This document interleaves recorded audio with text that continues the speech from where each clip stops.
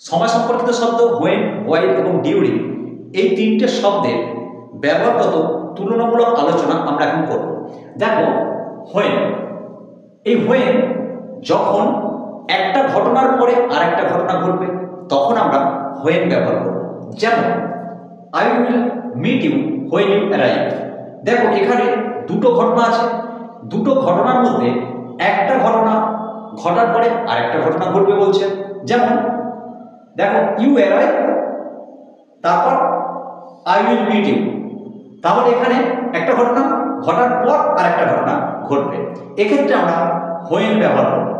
ওকে, আবার দেখো দ্বিতীয় উদাহরণে when I get a job I will buy a new car.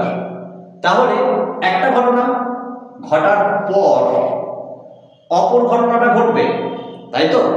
আমি জব পাবো, দেন আমি একটা নতুন কার কিনব। এখানে দুটো ঘটনা, একটা ঘটনার পর একটা ঘটনা ঘটছে, তাই আমরা হোয়েন ব্যবহার করব। আর যদি দুটো ঘটনা কন্টিনিউয়াস ঘটে, অর্থাৎ দুটো ঘটনা একসঙ্গে ঘটে, সেক্ষেত্রে আমরা হোয়াইল ব্যবহার করব। যেমন দেখো they were chatting while the kids were playing. দেখো দে ওয়ার চ্যাটিং একটা ঘটনা, আর দ্য কিডস ওয়ার প্লেয়িং আর একটা ঘটনা, দুটো ঘটনাই কন্টিনিউয়াস, এবং এই ক্ষেত্রে আমরা হোয়াইল ব্যবহার করব। বোঝা গেল? আরেকটা উদাহরণ দেখো I am watching TV while my daughter is preparing for exam. এখানে আই এম ওয়াচিং টিভি, এটা একটা ঘটনা ঘটছে, আর my daughter is preparing for exam এটা একটা ঘটনা ঘটছে, দুটো ঘটনাই কিন্তু কন্টিনিউয়াস, এক্ষেত্রে আমরা হোয়াইল ব্যবহার করব। বোঝা গেল? এবারে দেখো যদি একটা ঘটনা কন্টিনিউয়াস হয় সেক্ষেত্রে কি করব? যেমন we were talking when the teacher came into the classroom. এখানে দেখো একটা ঘটনা কন্টিনিউয়াস আর একটা ঘটনা কিন্তু কন্টিনিউয়াস নয়, অথচ দেখো একটার পর আরেকটা ঘটনা আসছে, এক্ষেত্রে আমরা হোয়েন ব্যবহার করব।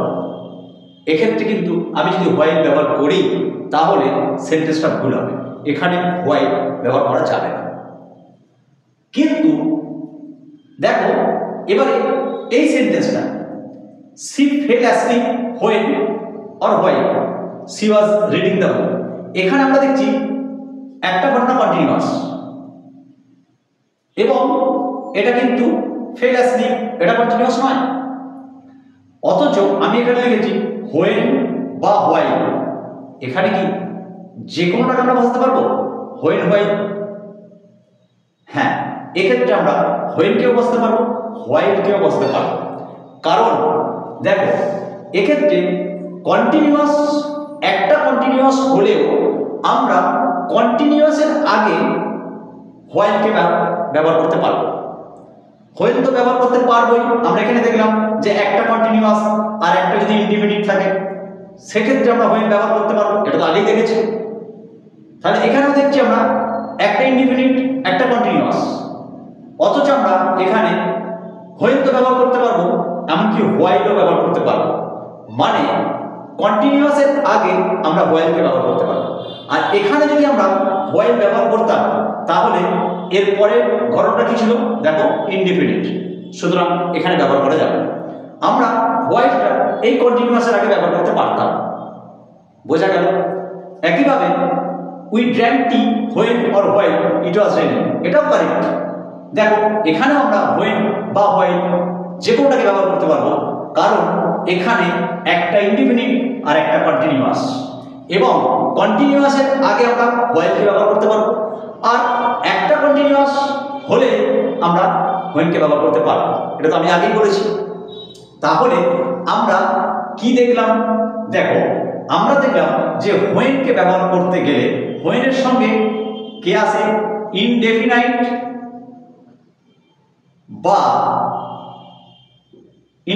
বা কন্টিনিউয়াস, তাই তো? দুক্ষেত্রেই আমরা হোয়েনকে ব্যবহার করতে পারি, কিন্তু হোয়াইলকে ব্যবহার করার সময় হোয়াইলের সঙ্গে কন্টিনিউয়াসই আসে। যদি দুটোই কন্টিনিউয়াস হয় সেক্ষেত্রে তো হোয়াইল ব্যবহার করতে পারবোই, এমনকি একটা কন্টিনিউয়াস আর একটা ইনডিফিনিট হলে সেক্ষেত্রে আমরা কন্টিনিউয়াসের আগে হোয়েনকে ব্যবহার করতে পারবো। আর হোয়েনকে আমরা দুটো ঘটনা একটার পর আরেকটা ঘটনা বললে সেক্ষেত্রে আমরা হোয়েনকে ব্যবহার করতে পারবো। এমনকি সেই ঘটনা যদি ঘটনার মধ্যে কোনো একটা যদি কন্টিনিউয়াস হয় সেক্ষেত্রেও আমরা হোয়েনকে ব্যবহার করতে পারবো, তাই তো? ওকে, এবারে যদি দুটো ঘটনাই ফিউচারে হয় সেক্ষেত্রে আমরা হোয়েন হোয়াইল দুজনকেই ব্যবহার করতে পারবো ইচ্ছা মতো। যেমন দেখো, when or when he will be in Kolkata he will meet his old friends. দেখো এখানে উইল মিট আর হি উইল বি দুটোই ফিউচার। এই দুটো ফিউচার যখন, তখন আমরা দুটো ঘটনাই যখন ফিউচার, তখন আমরা সেক্ষেত্রে হোয়েন বা হোয়াইল যে কোনোটাকে ব্যবহার করতে পারবো। ওকে, এবারে আমরা এই হোয়েন হোয়াইল এবং ডিউরিং এর আর কোন কোন ক্ষেত্রে ব্যবহার আছে একটু দেখে নিই। দেখো, যদি দুটো কাজের মধ্যে কজ এফেক্টের সম্পর্ক থাকে, অর্থাৎ একটা কারণ আর একটা তার ফল হয়, সেক্ষেত্রে আমরা হোয়েন ব্যবহার করব। যেমন দেখো, C was happy when she hard the news. এখানে দেখো সি হার্ড দ্য নিউজ এটা কারণ আর সি ওয়াজ হ্যাপি এটা ফল। তাহলে এই দুটো ঘটনার মধ্যে কজ এফেক্টের সম্পর্ক আছে, এক্ষেত্রে আমরা হোয়েন ব্যবহার করব। ওকে, এরপর ধরো পিরিয়ড অফ লাইফ, জীবনের কোনো পর্যায় বা ইয়ার বা এজ, বয়স ইত্যাদি, এইগুলো বোঝালে সেক্ষেত্রে আমরা হোয়েন ব্যবহার করব। দেখো এখানে হি completed his graduation when he was 20 years old.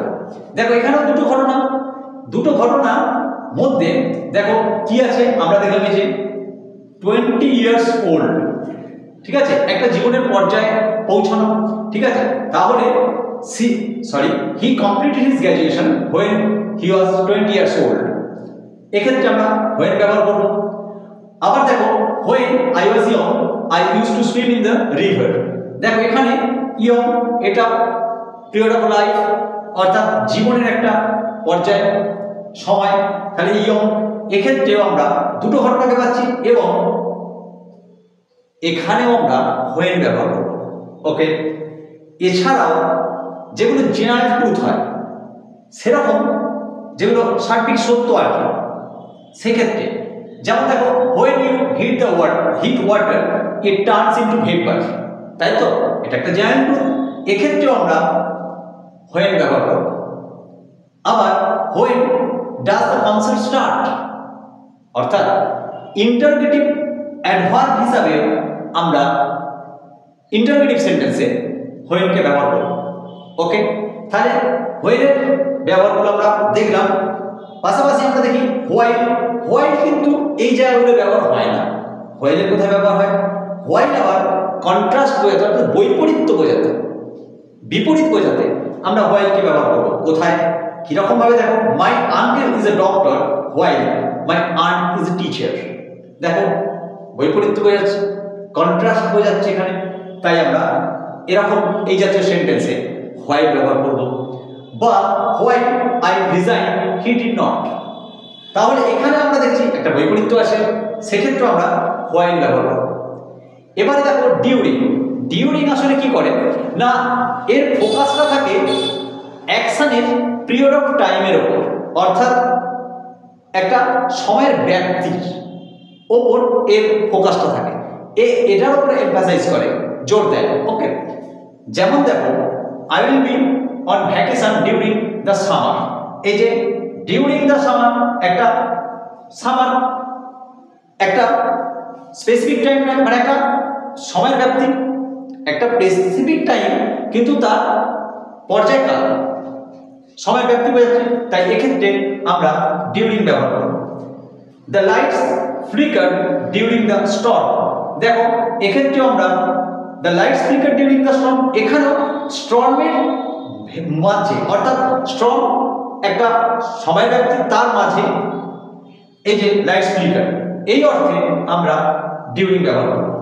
ওকে, এবারে আমরা এই হোয়েন হোয়াইল ডিউরিং এর একদম সময়ের ক্ষেত্রে সময় ব্যাপক নির্দেশক শব্দ হিসাবে তাদের যে ব্যবহার, একদম খুব সহজে, মানে এদের মধ্যে যে কি ডিফারেন্স, অর্থাৎ একদম মূল যে পার্থক্য, সেটা নিয়ে এরপরে আমরা আলোচনা করব। তাহলে আমরা দেখলাম যখন দুটো কাজ একসাথে ঘটছে তখন আমরা সময় নির্দেশক শব্দ হিসাবে হোয়েন, হোয়াইল, ডিউরিং এর মধ্যে আমরা হোয়াইলকে বসাবো।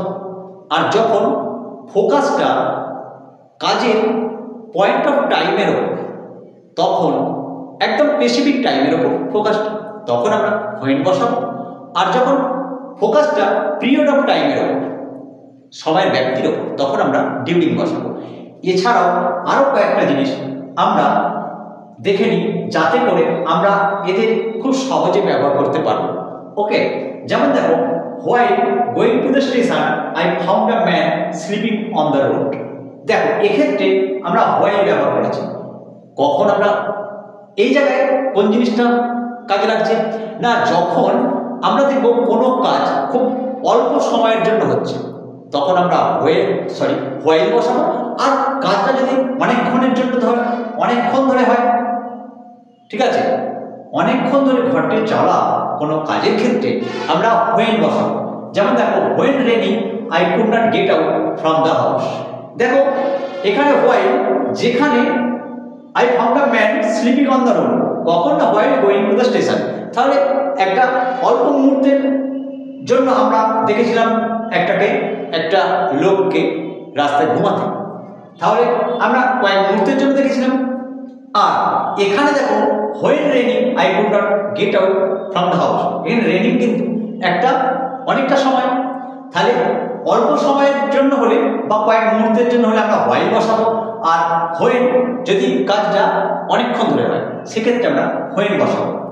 আরেকটা জিনিস হয়, দেখো মাথায় রাখবেন যে হোয়াইল আর হোয়েন, সে হোয়াইলই হোক আর হোয়েনই হোক, এরা শুরু হয় সাবজেক্ট ভার্বের সঙ্গে, অর্থাৎ এদের পরে সাবজেক্ট এবং ভার্ব আসে। আর ডিউরিং এর ক্ষেত্রে কি হয় না, ডিউরিং এর পরে একটা বা দুটো শব্দ থাকে, ঠিক আছে, এটাও এদের একটা তুলনামূলক বৈশিষ্ট্য বলতে পারো। যেমন দেখো, a bomb was blasted outside the building during meeting. Okay, দেখো এক্ষেত্রে ডিউরিং মিটিং আমি বলছিলাম একটা বা দুটো শব্দ বসে ডিউরিং এর পরে সাধারণত, এবং এখানে মিটিং একটা পিরিয়ড অফ টাইম, যা সেইটার উপর জোর দেওয়ার জন্য এখানে সময় নির্দেশক শব্দ হিসাবে ডিউরিংকে বসানো হয়েছে। দেখো এবারে আমরা দেখলাম হোয়েন আর ডিউরিং এর যে তুলনামূলক ব্যবহারগত যে পার্থক্য সেটা দেখলাম। এবারে আমরা এই আলোচনার ভিত্তিতে আমি এখানে তোমাদের কয়েকটা হোম টাস্ক দিয়েছি, 3টে দিয়েছি। এই 3টে অ্যান্সার তোমরা মনে করলে করতে পারো। এদের উত্তর আমি এই ভিডিওর ডেসক্রিপশনে দিয়ে দেবো, তোমরা সেখান থেকে মিলিয়ে নিতে পারো। ওকে।